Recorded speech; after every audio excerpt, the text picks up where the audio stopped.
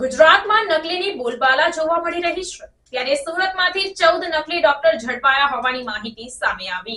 સુરતમાંથી 14 જેટલા નકલી ડોક્ટર ઝડપાયા છે। ગુજરાતમાં નકલીની બોલબાલા જોવા મળી રહી છે ત્યારે કચ્છમાંથી નકલી ઈડીની ટીમ ઝડપાયા બાદ હવે સુરતમાંથી 14 નકલી ડોક્ટર ઝડપાયા છે। સુરત ઝોન 4 પોલીસ દ્વારા કાર્યવાહી કરવામાં આવી છે। સુરત પોલીસે આ સાથે જ 1200 જેટલી નકલી ડિગ્રી પણ જપ્ત કરી છે। સુરત ઝોન 4ની બોગસ ડિગ્રી મામલે મોટી કાર્યવાહી કરવામાં આવી છે। 14 જેટલા બોગસ ડોક્ટર ઝડપાયા છે। પોલીસ તપાસ દરમિયાન અન્ય બોગસ ડોક્ટર મળી આવે તેવી શક્યતા છે। મુખ્ય આરોપી જાણીતા ડોક્ટર રસેશ ગુજરાતીની પણ ધરપકડ કરવામાં આવી છે। સુરત પોલીસ દ્વારા અમદાવાદના બીકે રાવતની પણ ધરપકડ કરવામાં આવી છે, જે બોર્ડ ઓફ હોમિયોપેથીનો ડાયરેક્ટર છે। આ તમામ પાસે 1200 જેટલી બોગસ ડિગ્રીના ડેટા પણ મળી આવ્યા છે। BEHM.com गुजरात ની वेब पोर्टल बतावी रजिस्ट्रेशन करता था।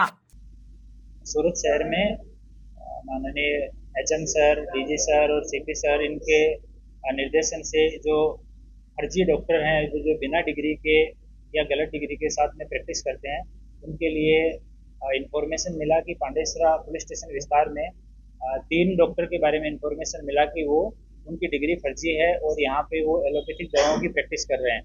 तो आरोग्य विभाग की टीम के साथ में शशिकांत मिश्री महतो, ये एक प्रिंस क्लिनिक करके चलाता है, दूसरा सिद्धार्थ कालीपद देवनाथ और तीसरा डॉक्टर जो है वो पार्थ कालीपद देवनाथ।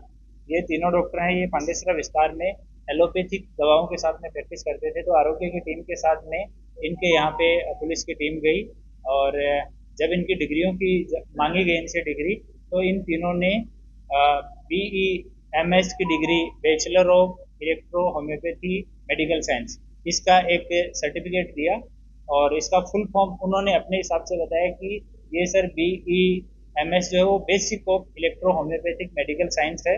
और बाद में जब आरोग्य की टीम ने बताया कि इस तरह की कोई डिग्री गुजरात सरकार के द्वारा अधिकृत कोई भी विभाग नहीं देता है, ये डिग्री है वो बोगस है, तो डॉक्टर से पूछताछ की गई कि आपने ये सर्टिफिकेट है ये कहाँ से लिया। तो उन्होंने बताया कि यहाँ रसेश गुजराती करके हैं डॉक्टर, और वो लंबे टाइम से ये जो है बहुत सारे डॉक्टर ऐसे हैं जिनको उन्होंने इस तरह की डिग्री दी है।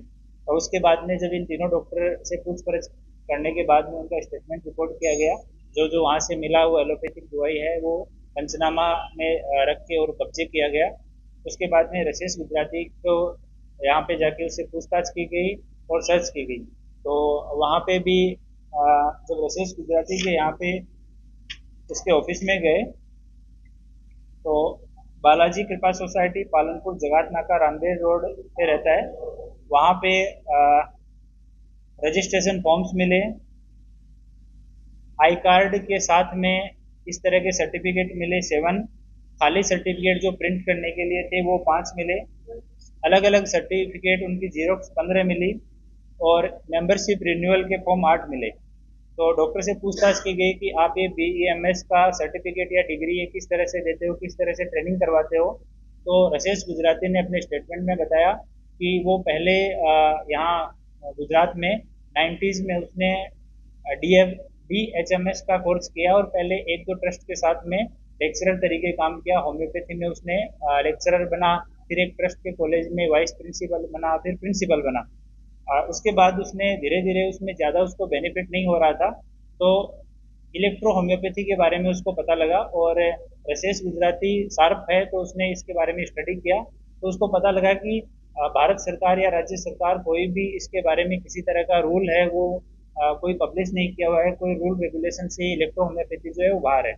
तो इसने एक अहमदाबाद के डॉक्टर हैं BK रावत, उनके संपर्क में आया ये, फिर इन दोनों ने मिलके पहला जो इनिशियल कुछ लड़कों को 5-7 लड़कों को जिसका नाम इनको भी नहीं पता है, उनको प्रॉपर तरीके से इलेक्ट्रो होम्योपैथी के बारे में बताया। 3 साल का कोर्स था पर लगभग 2 साल में इन लोगों ने उनको ट्रेन किया और इलेक्ट्रो होम्योपैथी की दवाई देना, क्या क्या रोग का उपचार हो सकता है वो सिखाया। जो 4-5 डॉक्टर को इन्होंने बना के मार्केट में भेजा तो उनका अनुभव ये आया कि कोई भी आदमी पब्लिक के जो लोग हैं वो इलेक्ट्रो होम्योपैथी की दवा लेने के लिए कोई भी पेशेंट नहीं आता है, ट्रीटमेंट कोई करवाता नहीं है और दवा जो है उसका इफेक्ट बहुत धीरे धीरे होता है।